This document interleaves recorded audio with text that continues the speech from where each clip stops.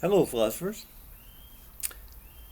So I had an epiphany the other day while I was working on the scripts for my next couple of videos. Their subject matter is a little dark. It deals with the existential crises we face today. And I was trying to show how philosophy can help us deal with them. I realized that would be my reflective eye, that in doing this, I was articulating my philosophy. Recall when I talked about our job as philosophers. Number one, we are to ask questions, seek answers. Number two, share our philosophy. And number three, to live by a philosophy. Well, I said to myself, Self, you're putting your philosophy down in words right here. You're expressing your philosophy of life. So I want to share that with you before I go forward because it'll be obviously a large part of my message.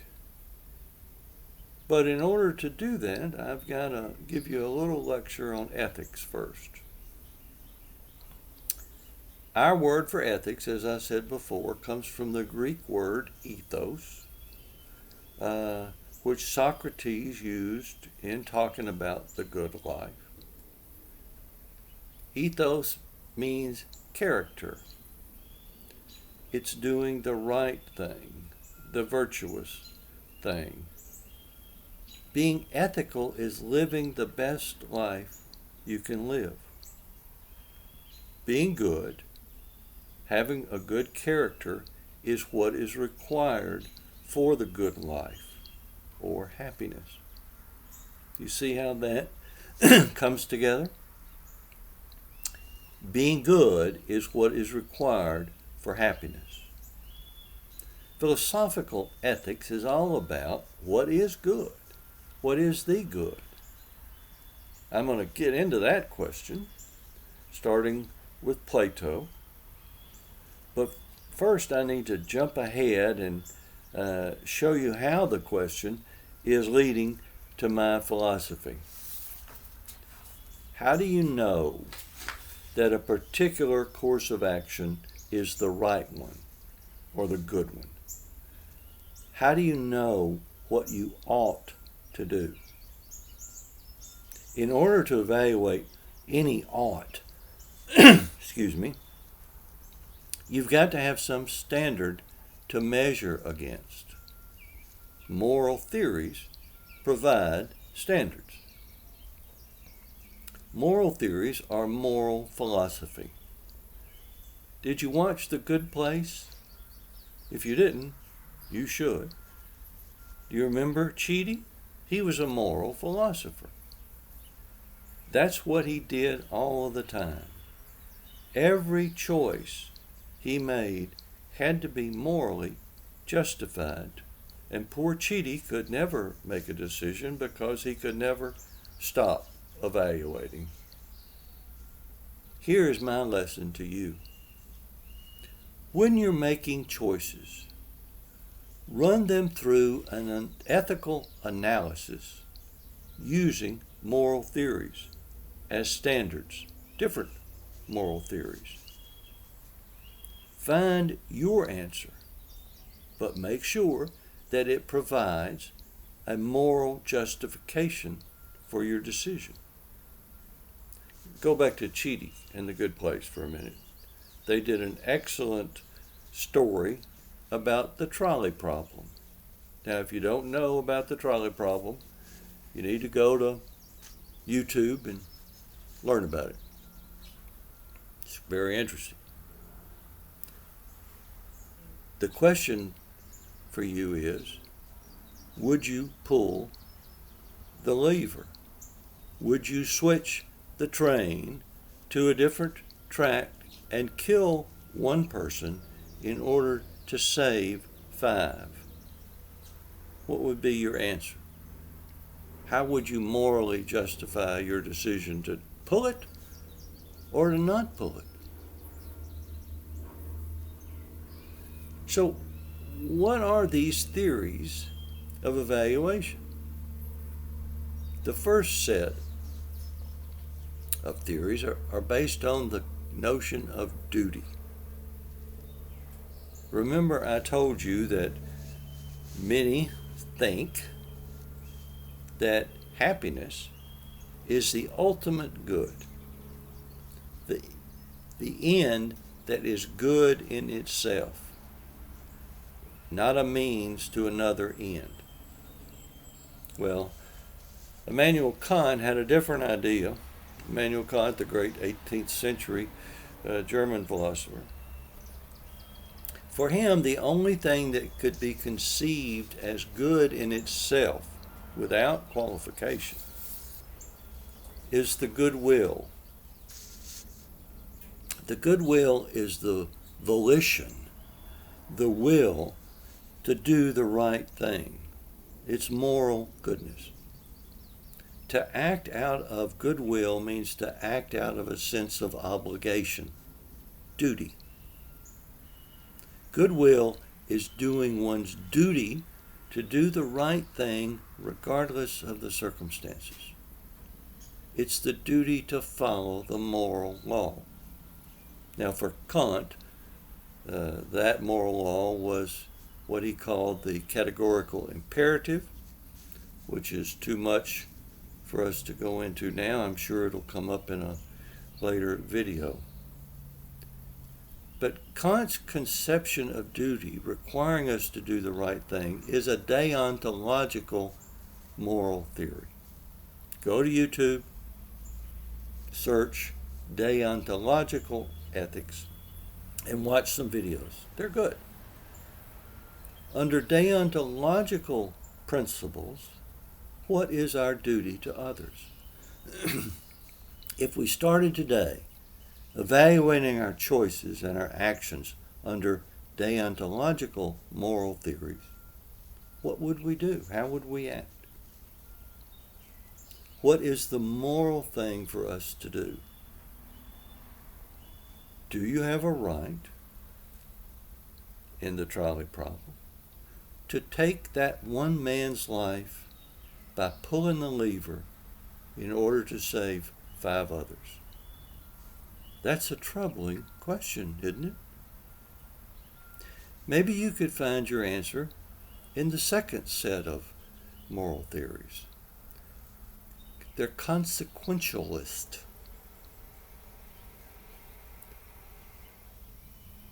Consequentialist theories find what is good or right in the consequences of an act or a rule. The most famous consequentialists are the utilitarians, and their mantra, I'm sure you've heard it, is the greatest good for the greatest number. What is good or right is that which brings about the most positive results. So, does this give you justification for pulling the lever? Would you feel justified in doing it? Consequentialist theories value good over right. They value social consequences. The consequentialists would pull the lever, don't you think? I mean, kill 1, save 5. It's just math.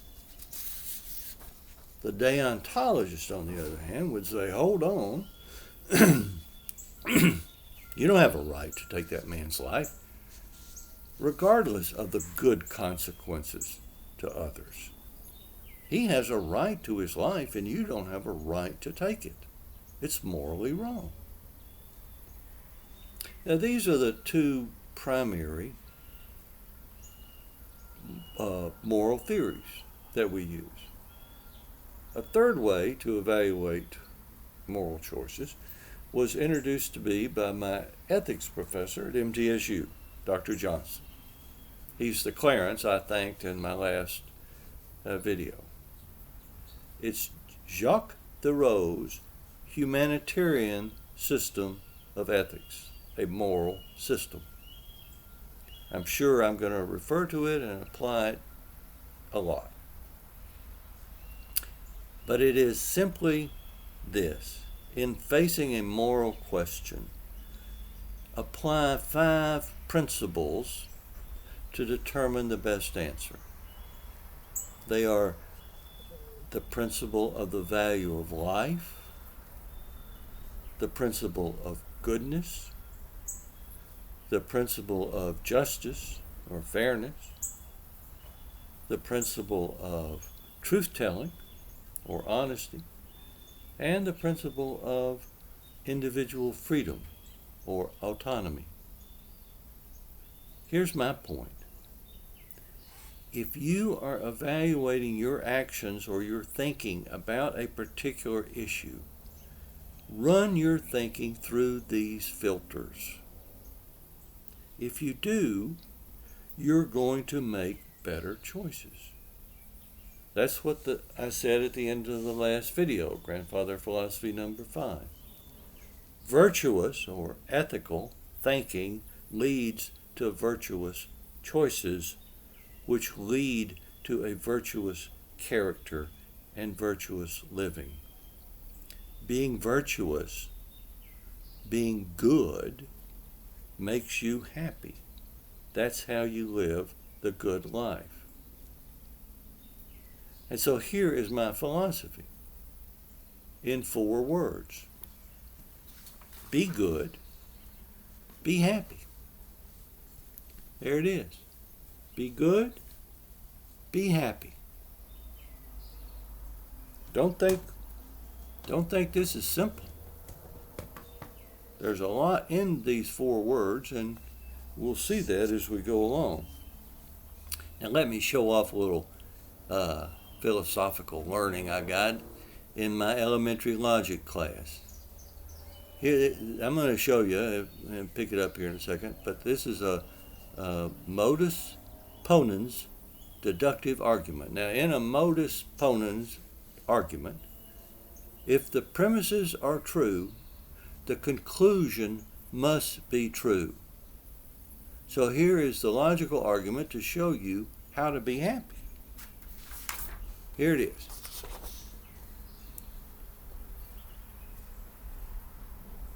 If I strive to be good, virtuous, in all that I do, I will be happy. I will strive to be virtuous or good in all that I do. Conclusion, I will be happy. There you go. Logic. There is your answer to happiness. Now, the first premise has to be true, that striving to be good, to be virtuous, will lead to happiness.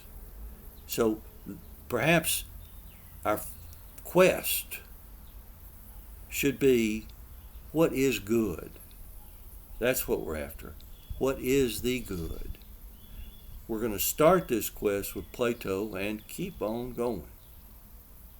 But I think that maybe it is in searching for the good that we find happiness. Be good and therefore be happy.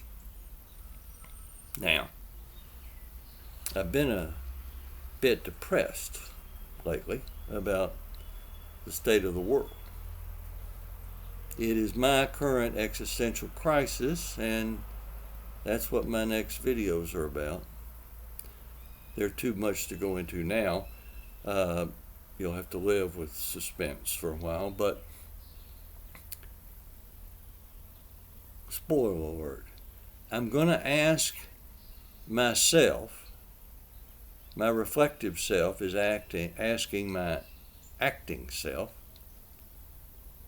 can philosophy help save American democracy and humanity, both at risk. See, I'm coming to believe that philosophy's real worth, other than the excitement that comes from mental self-stimulation, is its application in the real world, to our real lives. If our goal is to be happy, and we do that through identifying and striving for the good, we need to rely on a moral system that works to demonstrate what the good is and apply what we learn. We need to apply moral philosophy to all of the choices we face in dealing with all of the problems we face. That's only logical, isn't it? Let's look into that next time.